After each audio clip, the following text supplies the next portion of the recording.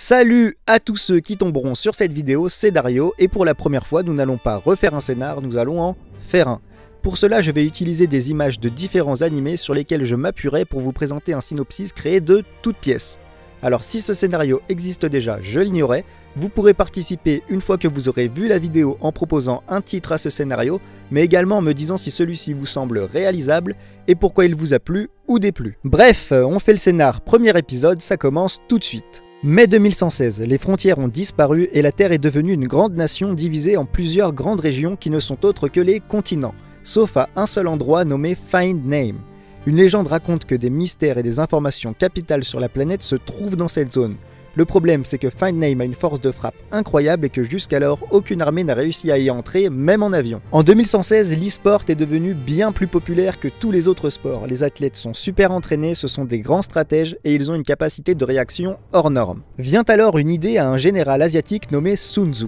Étant donné que les meilleurs athlètes d'e-sport semblent bien plus coordonnés et bien plus réactifs que leurs meilleurs soldats, ils pourraient réussir à se déplacer stratégiquement afin de pénétrer dans Find Name en évitant toutes les frappes ennemies. Sun Tzu suppose qu'avec cette idée, il faudrait retenter d'y entrer en avion, mais il y a deux problèmes. Le premier, les athlètes ne savent pas piloter. Le deuxième, à l'inverse des soldats, ils ne garderont peut-être pas leur sang-froid en sachant qu'ils risquent leur vie. Certes, ils font preuve d'un sang-froid hors norme lorsqu'ils jouent, mais pendant qu'ils jouent, ils ne risquent pas leur vie. Il faudrait donc faire croire aux athlètes que c'est un jeu. Sun Tzu approche alors la structure gérant la meilleure équipe d'e-sport, nommée les samouraïs virtuels, et leur explique la situation.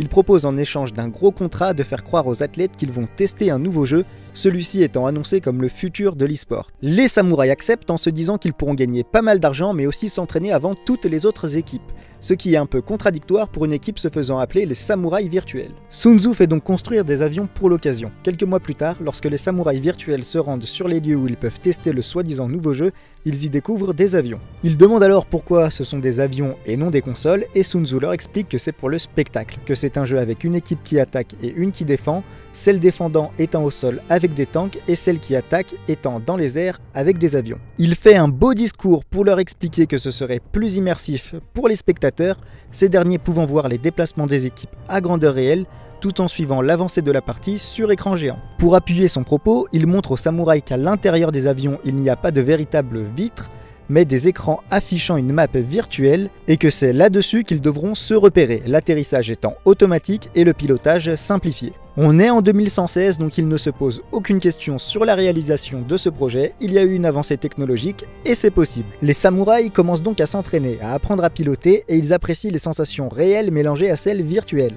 Ils s'entraînent d'abord contre des bots simulant les habitudes de frappe de Find Name lorsque le gouvernement mondial tentait d'y entrer en avion. Ils perdent énormément de fois, puis à force d'entraînement, ils réussissent à gagner. Sun Tzu décide alors de réellement les envoyer pour Find Name, et la suite, elle sera à découvrir dans votre imagination. Vont-ils réussir à atterrir dans la zone? Si oui, y aura-t-il des pertes à déplorer? Et enfin, cette zone cachait-elle vraiment quelque chose?